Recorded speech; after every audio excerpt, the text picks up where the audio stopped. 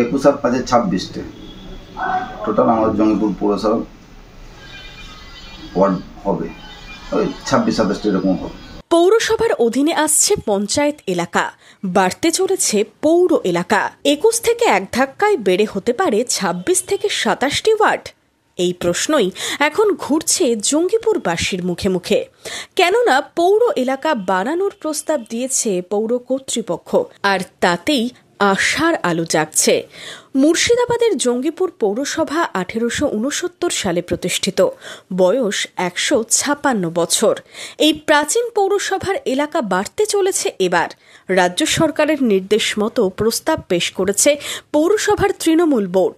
এই প্রস্তাবে রঘুনাথগঞ্জ 1 নম্বর ব্লকের সুজাপুর, বাহাদিডাঙ্গা, শ্রীকান্ত বাটি, জোড়া সাঁকো ও আইলের উপরের কালীতলা মোড় পর্যন্ত এলাকাকে জঙ্গিপুর পৌরসভার অন্তর্ভুক্ত করার প্রস্তাব পাঠানো হয়েছে। সরকার থেকে একটা অর্ডার এসেছিল, সেই অর্ডারের ভিত্তিতে আমার যা পৌরসভা আছে তার বাইরে 2 কিলোমিটার রাস্তা, 2 কিলোমিটার নিয়ে একটা বলেছিল বাড়াতে হবে। তা আমি দেখলাম 2 কিলোমিটার বলতে সুজাপুর মোজার অর্ধেক নেওয়া ছিল, অর্ধেক বাকি ছিল, সেটা পুরোটাই নেওয়া হয়েছে। আপনার তেমাতা মোড়, সুজাপুর তেমাতা মোড় থেকে আরম্ভ করে আমার আলের উপরে কালীতলা মোড়, তারপর আপনার কিছুটা ভিতর যে বাহাদিনগর, তারপর যে বিশাল মার্কেট, মিয়াপুর জোড়াসাঁকো যে জায়গাটা বলে, ওই পর্যন্ত আমি দিয়েছিলাম। বর্তমানে জঙ্গিপুর পৌরসভার মোট 21টি ওয়ার্ড। জঙ্গিপুর শহরে 13টি ওয়ার্ড ও রঘুনাথগঞ্জ শহরে 8টি ওয়ার্ড। 21টি ওয়ার্ডের জনসংখ্যা 1,30,000, ভোটার সংখ্যা 80,000। বর্তমানে এলাকা 8.20 বর্গ কিলোমিটার। নতুন এলাকা অন্তর্ভুক্ত হলে পৌরসভার জনসংখ্যা বাড়বে প্রায় 10,000। দফরপুর অঞ্চলের 5টা বুথ, জরুল অঞ্চলের 2টো, 3টে, মোট 8টা, মোটামুটি 8-10 হাজার ভোট এমনিতে আমার পৌরসভাতে বাড়বে। তো যাই হোক, ওইগুলো আমি পাঠিয়েছিলাম। আর আমাদের যে জঙ্গিপুর পৌরসভার যে 21টা ওয়ার্ড আছে, সেই 21টা ওয়ার্ডের মধ্যে অনেক ওয়ার্ডে দেখেছি প্রায় 4,500-5 হাজার করে ভোট আছে। এগুলো ভেঙে মোটামুটি আরও 2টা বাড়বে।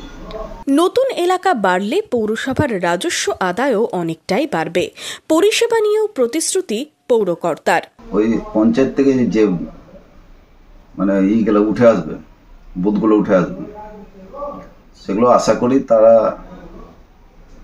জঙ্গিপুর পৌরসভা পরিষেবা ভালো পাবে। আর তাদের যে ছোট ছোট কাজগুলো আছে গ্রাম এলাকায়, সে কাজগুলো পৌরসভা থেকে ভালো হবে।